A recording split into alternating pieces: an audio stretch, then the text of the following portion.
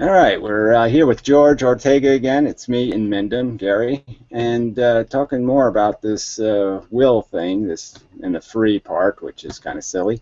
But the will itself is also kind of silly when you really think about it. And that's really what the conversation's about: is how do you think about it the right way?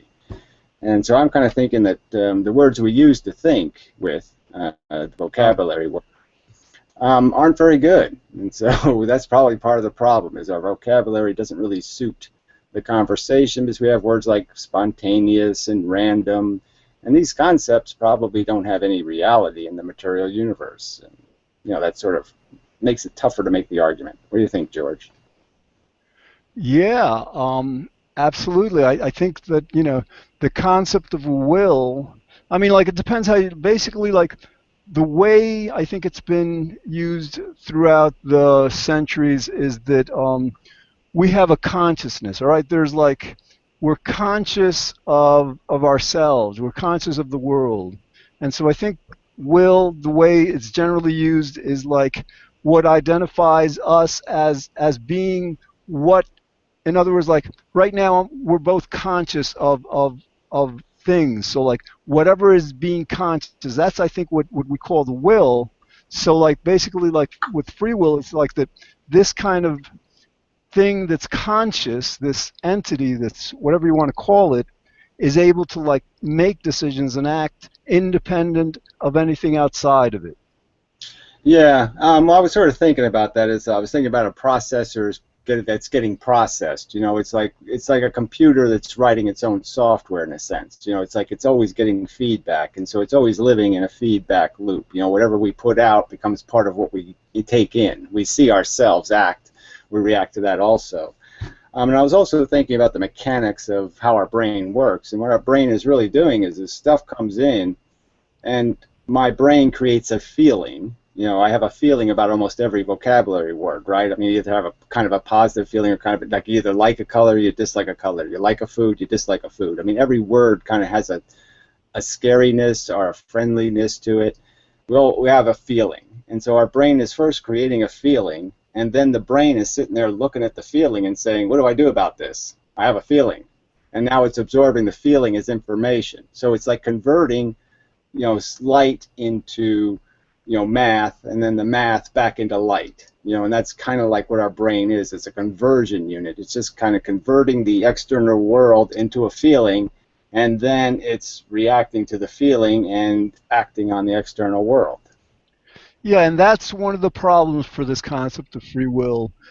We don't really, in real time, have control of our feelings. I mean, we can learn how to develop control over time, but as moment by moment, these feelings just come to us. They're programmed based on our past experience, whatever we're like experiencing them as being connected with. So that's another good way of just like demonstrating if these feelings are influencing our thoughts and then influencing what we do and all. That's not free will. That free will would have to be free from these feelings that we're not in control of. Right, it'd be like free from your definitions of words, right? I mean, I have a definition for every word. I have a history that I'm connected to with that word, right? So every word in the vocabulary, if I say trilobite, I have a whole knowledge base tied to trilobites. I mean, as silly as it sounds, I mean, I have pictures in my head of little trilobites swimming. I have, dissections of trilobites. I have fossils of trilobites. I have all that stuff in my head. And that stuff in my head is going to decide how I'm going to react to the word trilobite. And everybody has a different definition in their head. So words mean something different to people, and that's why they react different. And we think that this all, like, hey, we're all unique or something, but we're all made of the same, basic colors. It's just that there's a lot of colors, and you can mix them in a lot of ways, right? So I mean, you can be like 10% blue and have 15% red and 20% this, and you know what I mean. And if I just multiply how many colors there are available, you end up having a nuance that's individual, but it's only individual, in appearance. You know what I'm saying? It's still mechanically created. You're still within the limits of how you've been exposed. What colors got shoved into you? You're still stuck with the ingredients. And that's all there is. There's just different ways of cooking a person, There's not really different ingredients. Yeah, You know what I mean? absolutely. Even more than that, Gary, because basically to have a free will, we'd have to be making conscious decisions. In other words, our conscious mind would have to be deciding. Now, the problem for that is like all of these memories, all these words, all these constructs, they are not stored in our conscious mind because our conscious mind, consciousness is simply limited to awareness. Consciousness is fleeting. We're aware of one concept, one perception, one whatever, and so like it's like a stream of consciousness, whereas like the storage mechanism for all that we learned in the past, for our words, our principles, all this stuff, it's in the unconscious. That's where all that all the data, and that's where the processing, that's where the principles are all stored, because again we have no consciousness of the entire store of what we know, so it's in the unconscious. That's where the stream is. I mean, the stream is in, the stream is really coming from your subconscious and it's flowing into your conscious, and that's just the way it is. I mean, if you don't have any reservoir of knowledge, you have a very weak stream, and if you have a reservoir of experience, you're going to have a very vibrant stream. So, like some words I'm very reactive to. They mean a lot to me because I have a whole lot of stories tied to them. In other words, it's like, okay, whatever. You know what I mean? They go right past you. They just stream. They stream right past you because they don't represent any, they don't have any magnitude, to you. Yeah, Gary, my point is that like, okay, like for example, we have to study for tests because we can't just like will ourselves to remember whatever we want to remember or need to remember. We have like thousands, tens of thousands, maybe hundreds of thousands words that are stored in our memory.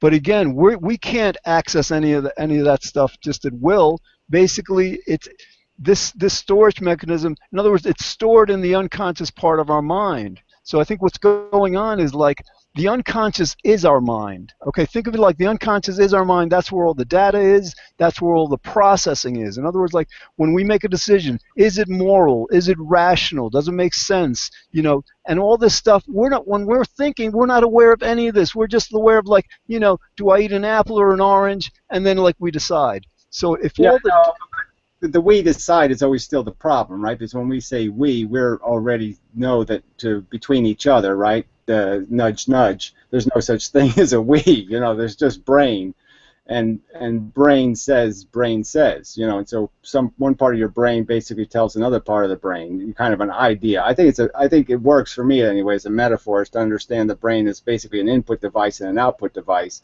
and consciousness is in between, just watching.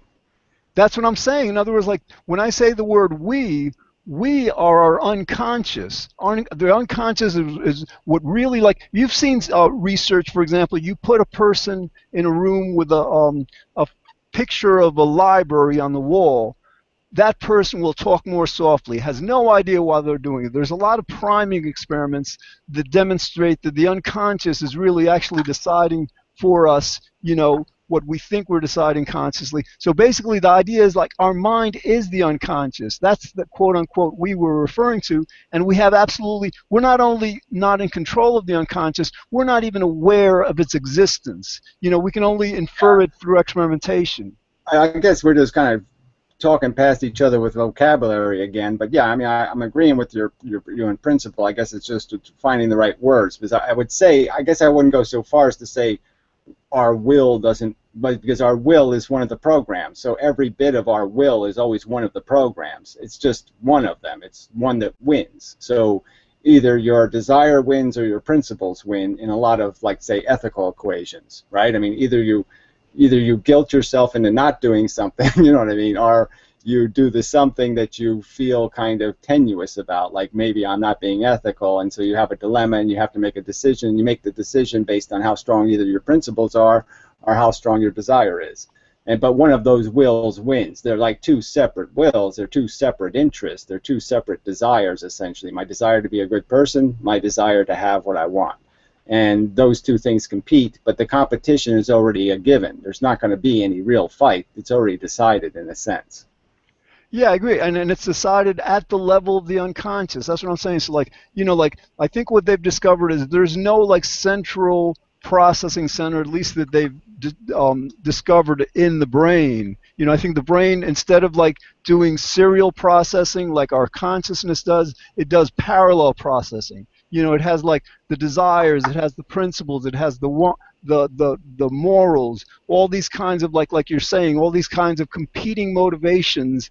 And like, who knows how, you know, we have our basic principles that we're conscious of, like, you know, is it the right thing to do? Is it what we want? But aside from that, we have all these kinds of like inputs in our unconscious that are competing, and like you were saying before, the strongest of them will win out. And when the strongest one wins out, that's when we become aware of what our unconscious has decided.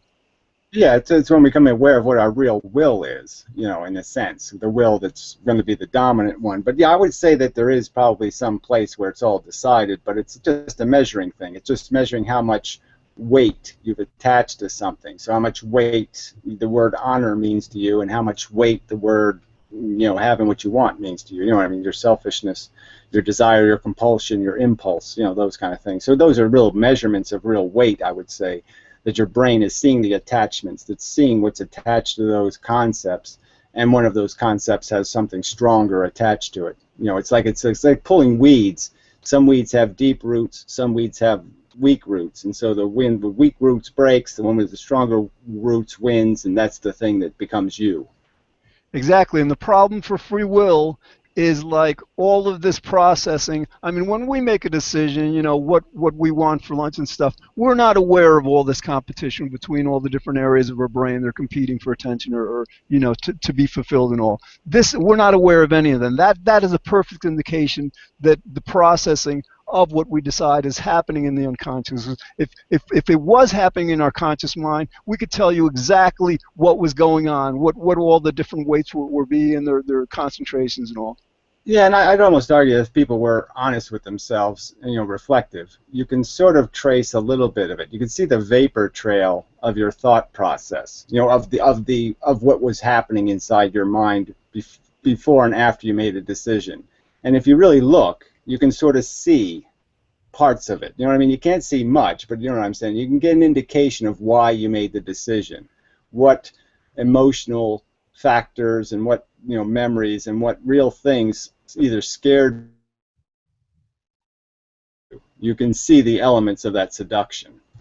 Yeah, I agree. But then what happens is, like, can we see what caused that? In other words, like, let's say we have a competing desires of like doing the right thing or doing what we want. So we kind of like see, oh yeah, we want to do the right thing, right? But then, like, can we see the reason why we decided that? You know, because that's like part of, you know, what made us decide. And again, Yeah, well, like I said, I think we can see enough of it to know that it's there. You know what I mean? I'm seeing, we're seeing a shadow of it. You know, we're seeing a vapor trail, but it's enough to say, yes, something was there. Something made the vapor trail, and I can see the trail. I can see the subtle footprints in my mind going to, I want to be a good person, or the other thought that might have been, I think I can get away with it this time. You know, whatever the thought was, I can see the footprints going left or going right.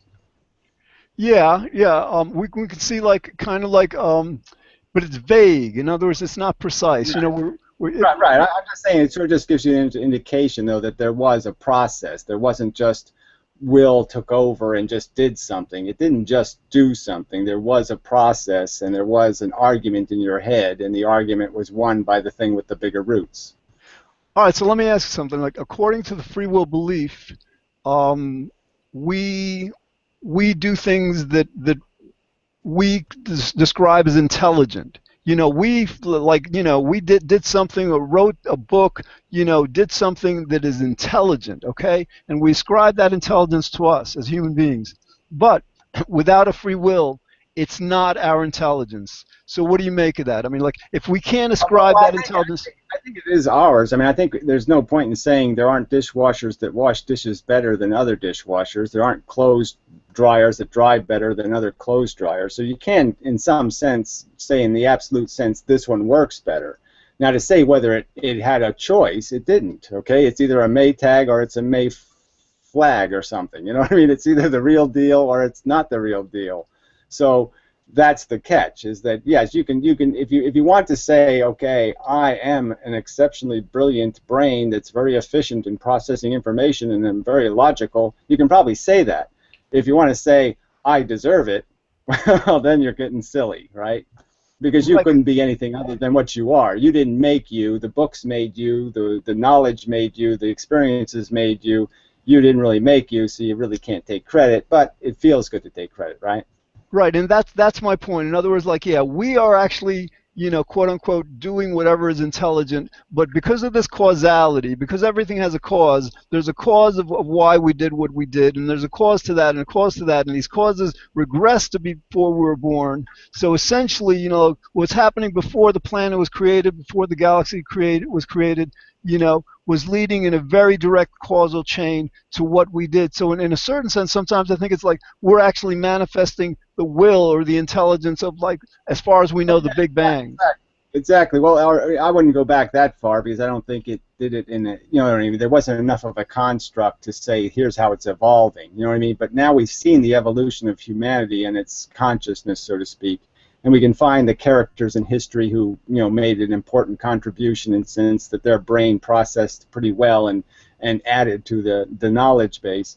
And I would almost say I can say for me personally, I could say something like, well, Charles Dickens was a huge creator of my character. I didn't. If it wasn't for Charles Dickens, I might have a lot less character because he gave me insights into my behavior and my interaction with humanity that were very valuable in terms of I saw incredible logic in it and reasoning and sensibility, and so it means something to me and it meant something to me, and so in a sense Dickens made me.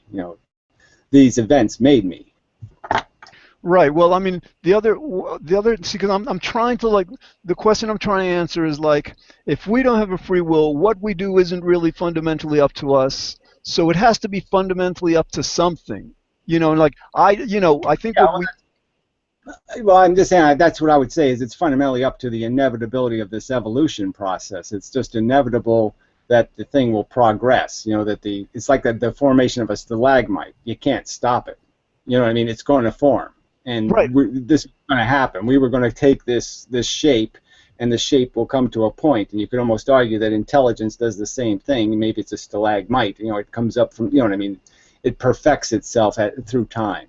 Well, that's what I'm saying. In other words, when I don't attribute intelligence to human beings, I'm attributing it to the universe. Because, like, for example, you take a building, right? You take all the materials that comprise a building. If you were to just, like, randomly or whatever, without any purpose, order, just, fling them about, there's no way you'd come up with a building. So in other words, like, the design of a building is like the planning, and the putting together of a building is ordered, it's processed, it's an intelligent, process. So what I'm saying is, like, because we don't have a free will and we're not really doing anything intelligently, we have to, I think, define the universe as intelligent. And now, I wouldn't say intelligent in the sense, like, for example, I don't understand why the universe would have created suffering, because I think that's completely unintelligent. But just, like, being responsible for, like, governing the laws of nature, and for, like, evolving, for being the process Yeah, by which. I just don't see any point in giving it any kind of anthropomorphic capacity. It's not a brain that makes, and we're brains that make. We're doers, and the universe isn't a doer. The universe is the universe. It doesn't really have it has such simple and crude forces that are dictating the interaction. So I like a word like evolution made it, just because evolution made there wouldn't be any conversation, there wouldn't be any thinking if it wasn't for the invention of a neuron, and evolution made neurons possible. You can't have a neuron without evolution, right? So, neurons won't happen chemically all by themselves. They won't happen outside of this idea of trapping matter in a funnel of change. And that's what evolution has done. It's trapped matter in this funnel that obliges it to change. Yeah, and you're right, and I agree completely with evolution.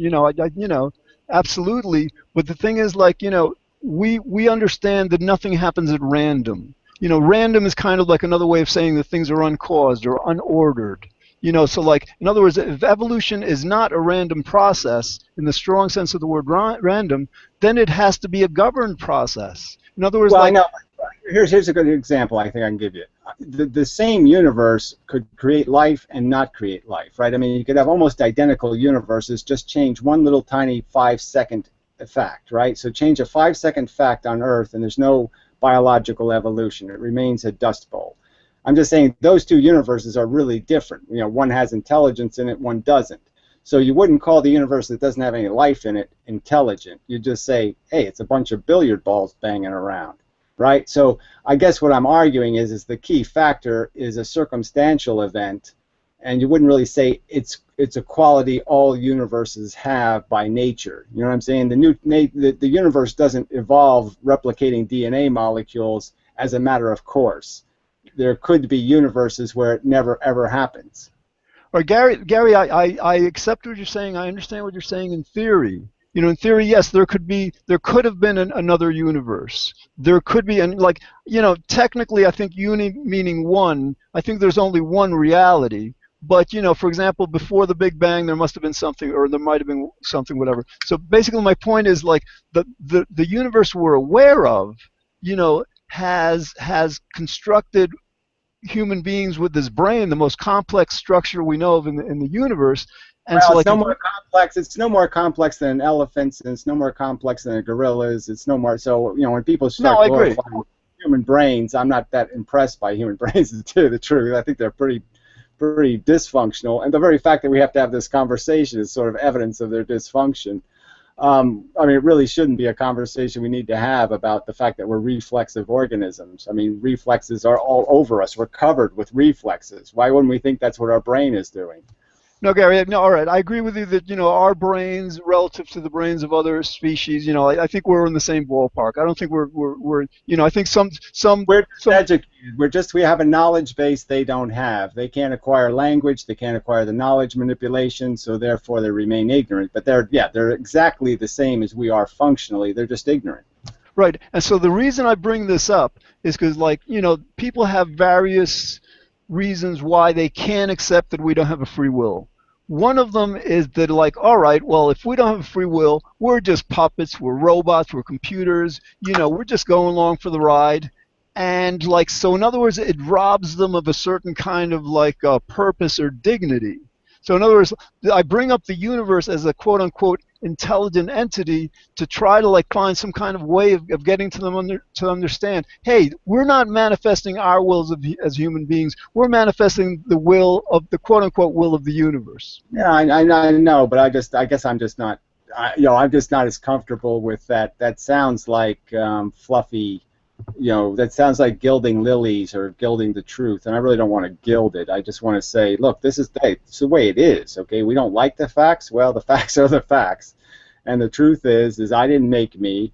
I'm just a reflexive reaction to the culture and the evolution of the human species, and I'm just a manifestation of that one manifestation in a sea of 7 billion humans right now.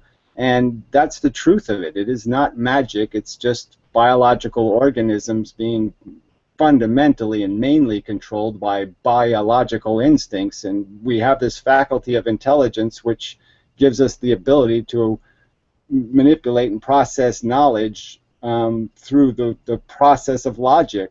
And what do I need a free will for when I have logic?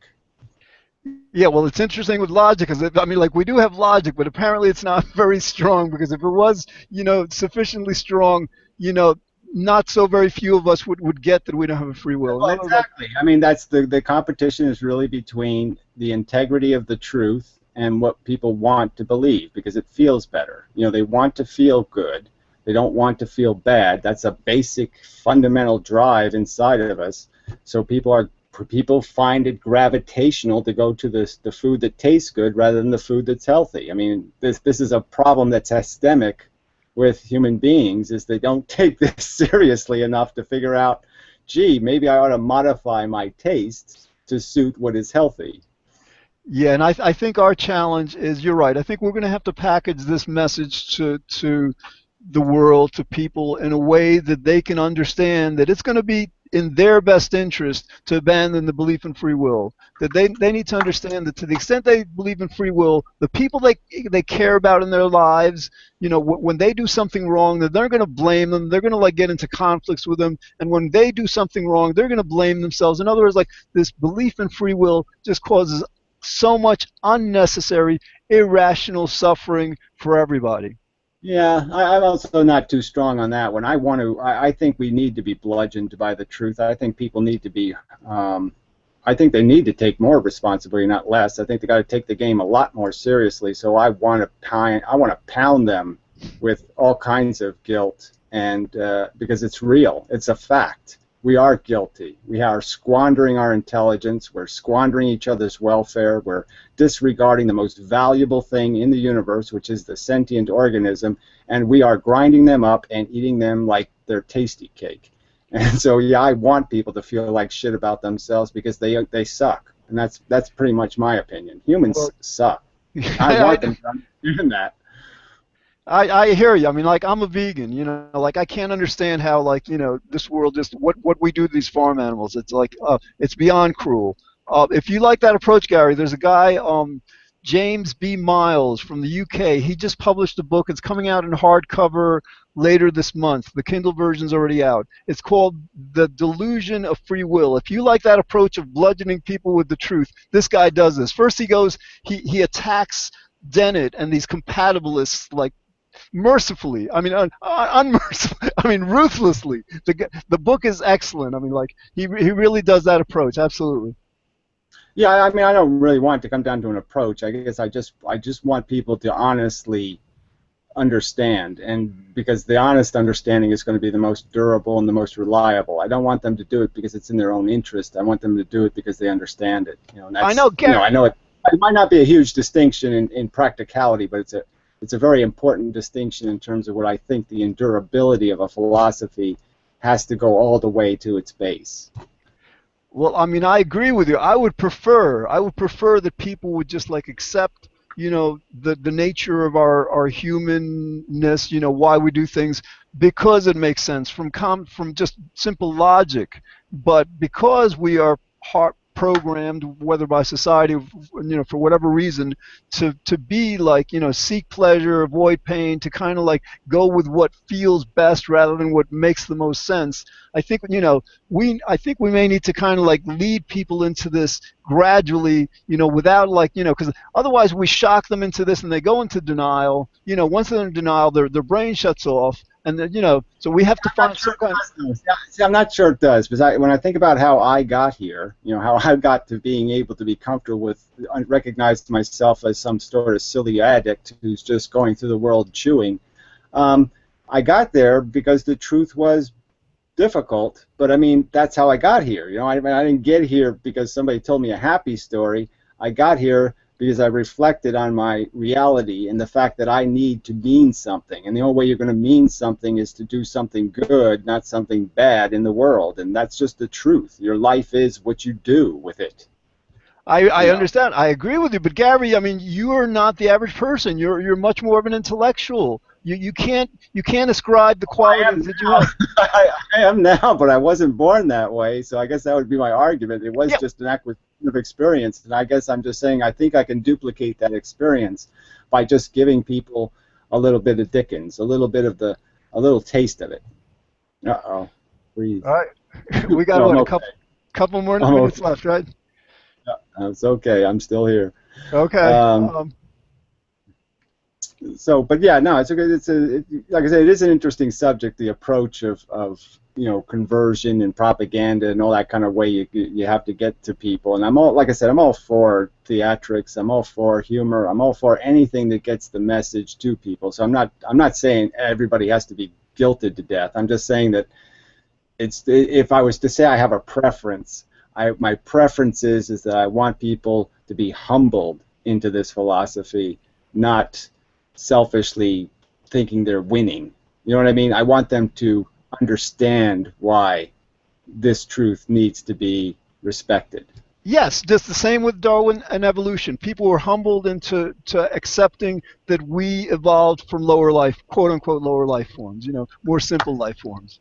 And so absolutely, that's intellectual integrity that would allow them to do that. So again, yeah, whether they're able to anytime soon, I don't know. But like, I think with an idea like this, we have to keep like saying it over and over, because it's going to take people like a lot of times of hearing this before they can accept it. And hearing it in a lot of different ways. You know what I mean? Saying arguments that do have sugar on them and arguments that don't. All of the arguments are good. And so let's do whatever chocolate we have to put on this grasshopper, let's put it on. Sounds good. All right. Well, it's good. Another good conversation, George. Thanks. Thank you, Gary. All right. So till the next time, folks, keep tuning in and such.